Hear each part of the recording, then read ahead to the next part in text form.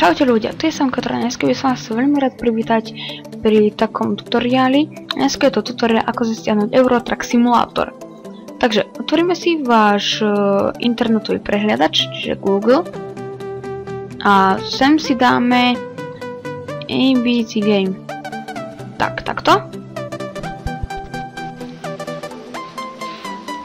A sem si napíšeme Eurotrack Simulator. Tak.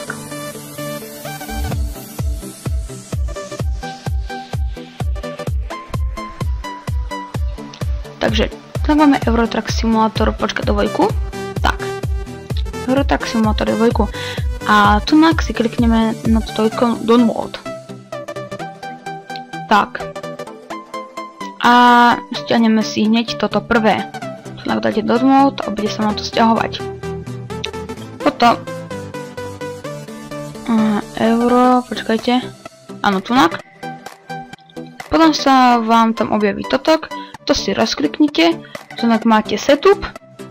A to si tiež rozkliknete. A keď sa vám to nainštaluje, tak už tunak máte iba ikonu a hráte.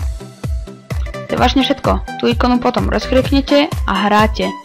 Tiež preto upozorňujem, že k tomu by ste potrebovali vlastne kód, ak by ste si chceli zahrať normálnu verziu. Ak nemáte kód, no tak bohužiaľ musíte hrať iba beta verziu. A to by bolo asi tak všetko. A čaute.